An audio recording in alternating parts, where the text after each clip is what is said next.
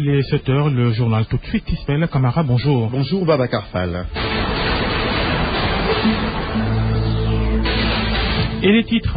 Magal de Touba 2015, la cité religieuse fait face à un problème d'approvisionnement en eau. Près de 350 fuites sont décelées sur les réseaux hydrauliques. La tutelle promet de rétablir ce problème avant le Magal.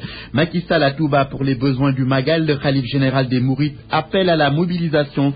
C'est pour réserver un accueil digne de son rang au chef de l'État. Les socialistes chez le khalife général des Mourides, les camarades d'Ousmane Tanor Dieng prônent le consensus.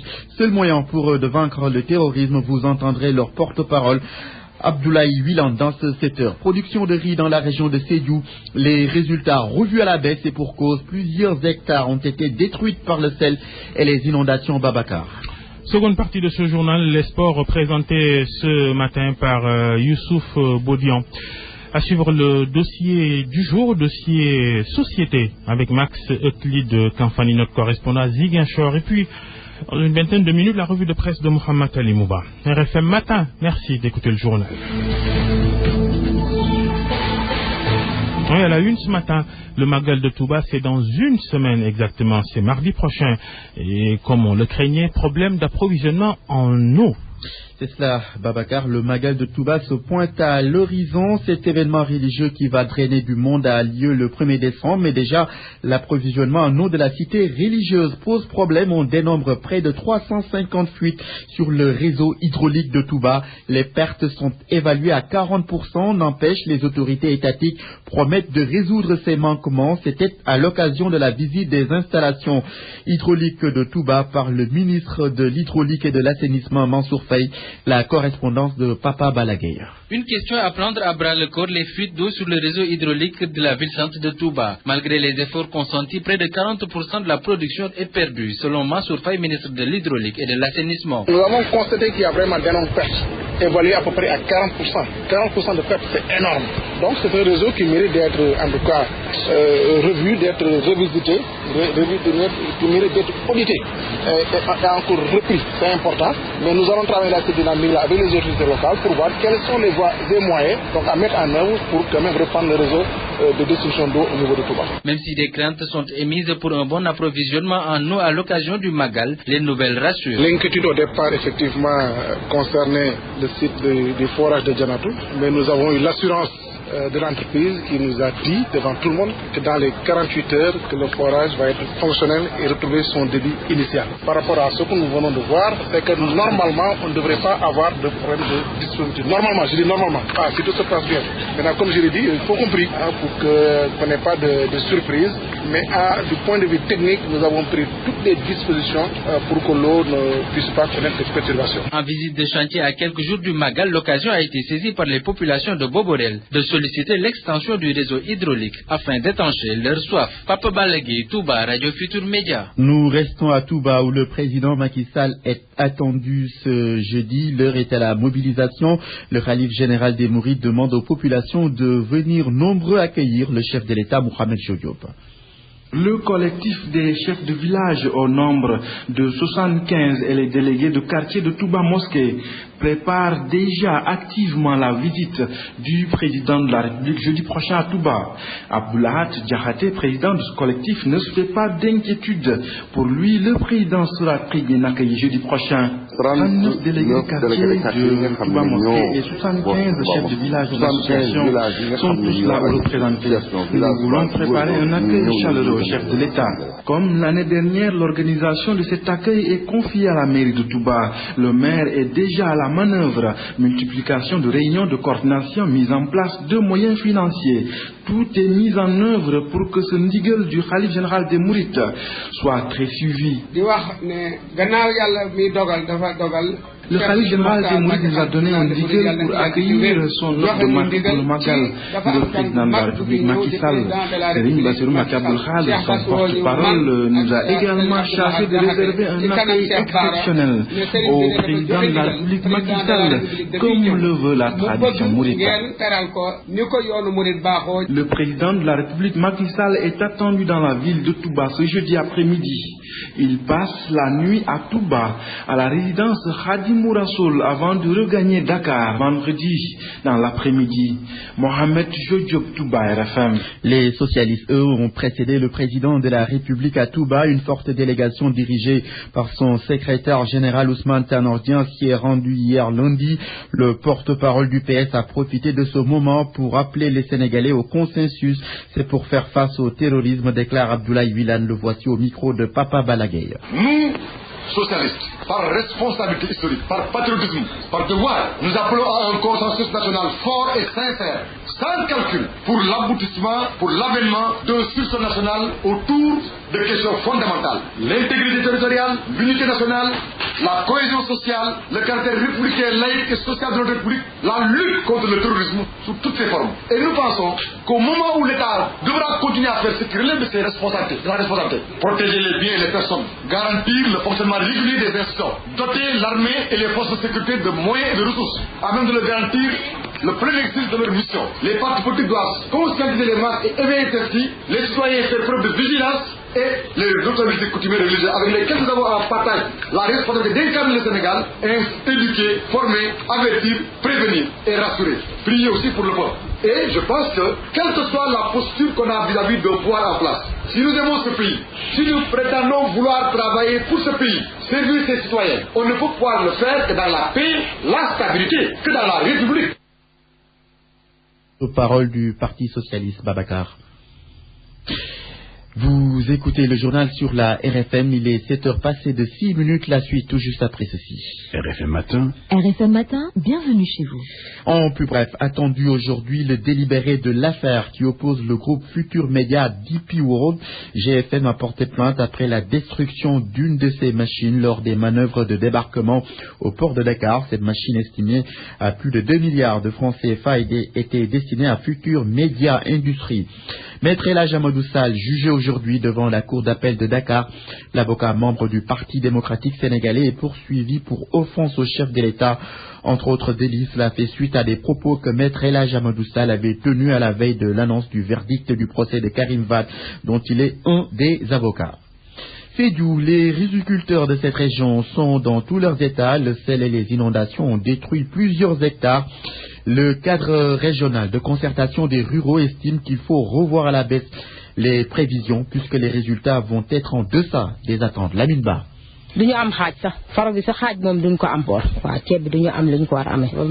Khady Diène, présidente du groupement des femmes productrices de riz de la vallée de Bakoum, située dans la périphérie de Sédhiou, traduit ainsi le désespoir qui l'habite suite à l'envahissement de sa parcelle de riz par le sel. Un phénomène qui fausse toutes ses prévisions, nous dit-elle. Nos espoirs ont été anéantis. L'ouverture d'un barrage dans le cadre des travaux de réhabilitation des vallées nous a porté préjudice, car l'eau salée a envahi nos vallées et ce fut la catastrophe. Aujourd'hui, les cultures ont été presque entièrement détruites. Les femmes de Bakoum ne sont pas les seules à déchanter. Le même sentiment de déception habite les productrices de riz de 3 collectivités locales du Pakaou, où 3000 hectares de riz sont inondés. Mohamed Sissé, coordinateur régional du cadre de concertation des ruraux, estime qu'il va falloir revoir à la baisse les estimations fixées en début de campagne agricole pour ce qui s'agit du riz. Non, je ne pense pas que les productions attendues au niveau du bas vont se réaliser. Effectivement, parce que dans certaines zones, comme Dignaoulin, jusqu'à Djanaba, Kartia et même Kolibanta, au niveau de toutes les rizières qui sont au bord du fleuve, ont été déjà inondées. Ce qui fait que les femmes ne vont rien récolter cette année au niveau de cette zone. Là, je pense que cette année, au niveau des bas fonds, je ne pense pas qu'on peut atteindre vraiment le résultat qu'on attend. Ce mardi est attendu à Sédhiou le ministre de l'Agriculture, Papa Abdoulaye Seck. Les agriculteurs l'attendent sur des décisions fortes pour dissiper leur inquiétude. Lamine Bassi du Radio Futur Média. 1,700 milliards, c'est le budget de fonctionnement de l'inspection d'académie de Fatick. 90% de celui-ci consacré au paiement des contractuels. C'est ce qui ressort d'une audition publique sur la reddition des comptes. L'initiative est de l'antenne régionale de la COSIDEP. Son coordonnateur souligne que les performances sont faibles. Et ce, malgré les efforts des pouvoirs publics à Damasek avec Aminata Goudiaby. Dans le cadre des activités, n'est-ce pas, du DISNAREF, c'est-à-dire que c'est les dispositifs de suivi des recommandations des assises de l'éducation et de la formation appuyées par OSIWA. Donc aujourd'hui, nous avons organisé cette activité pour permettre à la communauté d'écouter les autorités à qui cette communauté a confié des ressources. Ces autorités ont accepté, à savoir l'IA et le conseil départemental. Ils sont venus, ils ont partagé avec nous leurs préoccupations. Et aujourd'hui, personne ne savait que 90% des ressources allouées à l'IA sont destinées au paiement des salaires des maîtres contractuels. On ne le savait pas. Et même on s'est posé la question de savoir, mais comment donc l'IA fonctionne? Par rapport à ces ressources, est-ce que les résultats attendus sont à la hauteur de nos attentes? Non. Il y a des ressources certes, mais les résultats ne suivent pas. C'est nos ressources que nous mettons dans l'éducation. Ils disent que ces ressources, nous les mettons à leur disposition pour des réalisations, pour que les résultats suivent. Au finish, on se rend compte que le niveau est toujours baisse. Au finish, on se rend compte que la préoccupation des personnes vivant avec un handicap ne sont pas prises en compte. La préoccupation des filles aussi ne sont pas prises en compte dans nos politiques éducatives et surtout au niveau local. Attribution suspectée de bourses familiales à des non-ayants droit. La vigilance doit être de mise du côté des populations. C'est l'appel lancé par la déléguée générale à la protection sociale et à la solidarité nationale pour Antassar Diako. Ces populations doivent veiller à la transparence des attributions. Elle est au micro de Salif Sow.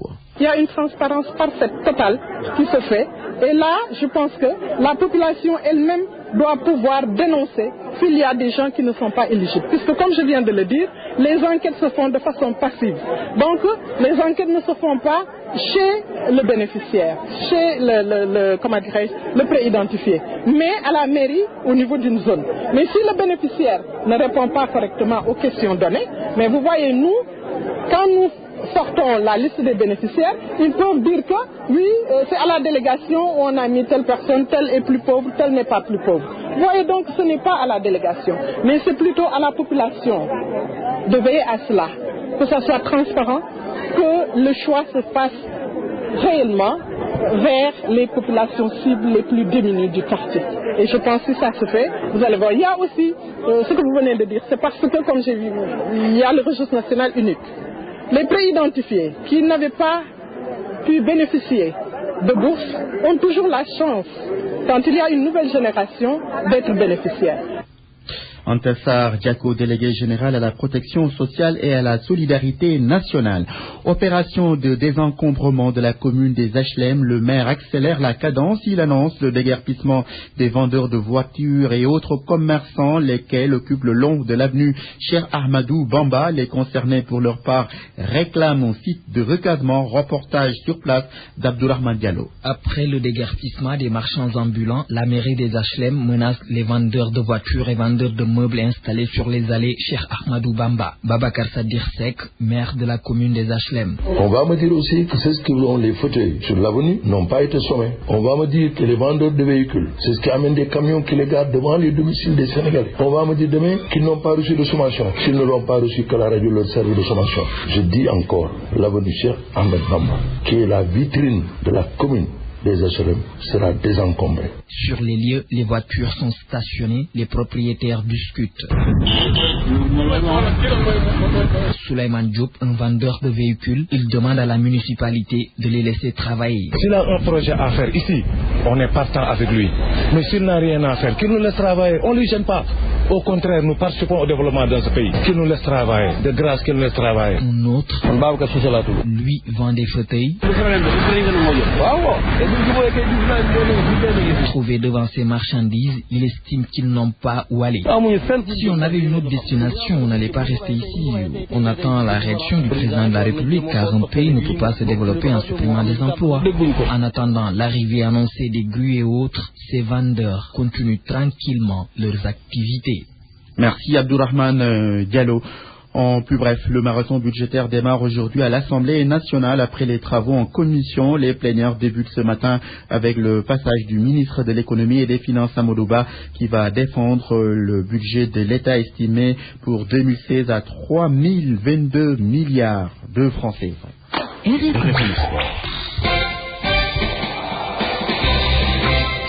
Le journal des sports, Ismaël, a présenté autant pour moi, non pas par Youssouf Bodian, mais par Cheikh Tidiane Diagne. Ce n'est pas forcément la même silhouette, mais à culpa.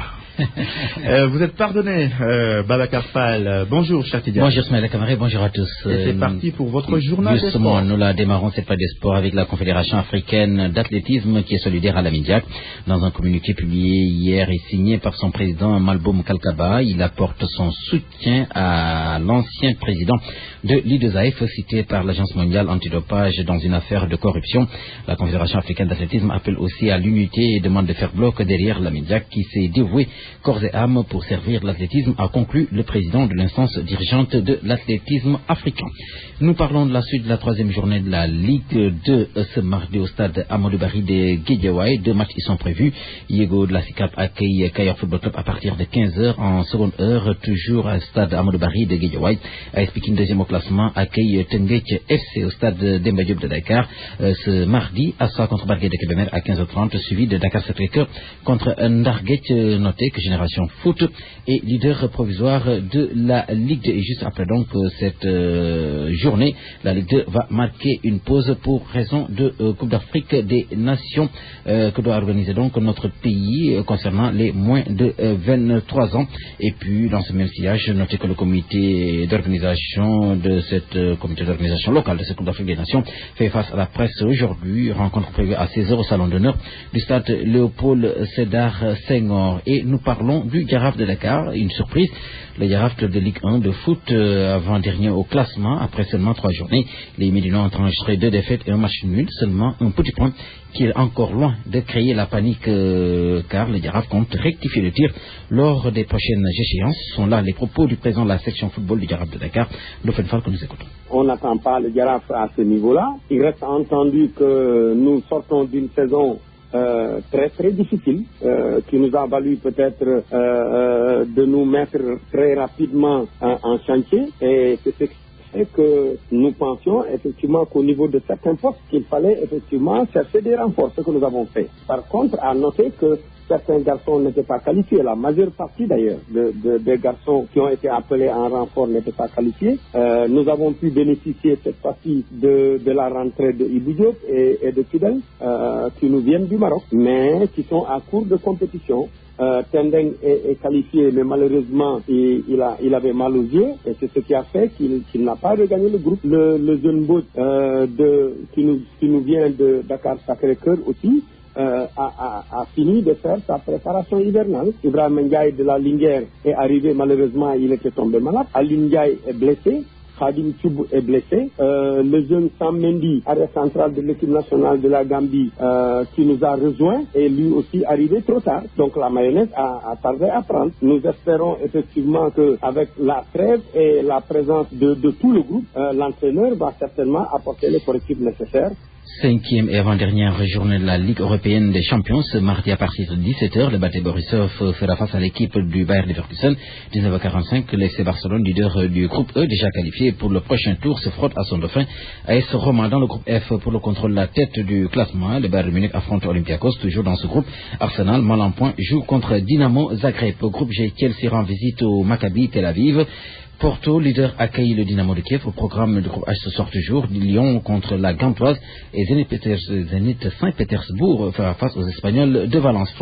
Florentino Pérez maintient Rafael Benitez comme entraîneur du Real Madrid après l'humiliation subie samedi à Santiago Bernabéu.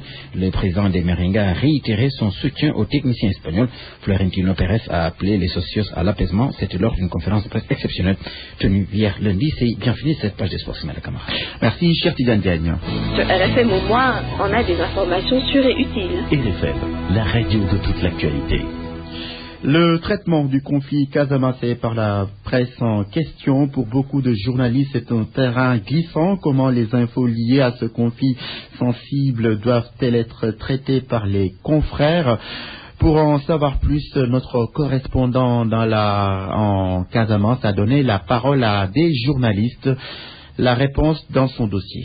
Plus de 30 ans que la région baigne dans un conflit armé. Des années durant, beaucoup de personnes parlent de cette crise. Les plus en vue, les journalistes. Ibrahima Gassama, vous êtes parmi ces journalistes qui présentent, relaient les infos liées à ce conflit. Directeur de la radio Zig FM, comment voyez-vous cette situation? La plupart des journalistes et correspondants d'organes de presse qui évoluent sur le terrain ici en Casamance sont dans une situation assez inconfortable, surveillés par les MFDC, surveillés par l'État à travers l'armée, et c'est une situation quand même assez difficile. Un terrain glissant qu'il faut aborder avec beaucoup de poigne et de hauteur, fait comprendre Momodou Alpha Diallo, correspondant du quotidien Direct Info et du journal en ligne Diaspora. Quand on traite ces genres d'informations qui sont extrêmement sensibles, c'est aussi des risques pour le journaliste. Parce que le risque, c'est quoi? C'est quand on diffuse une information qui ne correspond pas à la réalité, même s'il n'y a pas de représailles de part et d'autre des belligérants, mais toujours est-il qu'on discrédite un peu l'organe pour lequel on travaille. Beaucoup de difficultés à pratiquer dans cette zone, mais toujours est-il qu'il faut informer. Cependant, il faut nécessairement une conduite à tenir. Refuser d'être manipulé et ne mettre en avant que l'intérêt des populations, mais la bonne information, et pour cela, il faut aller à la source, il faut avoir une maîtrise de ce que vous dites et de ce que vous faites. Vision partagée par Alpha Diallo. La première chose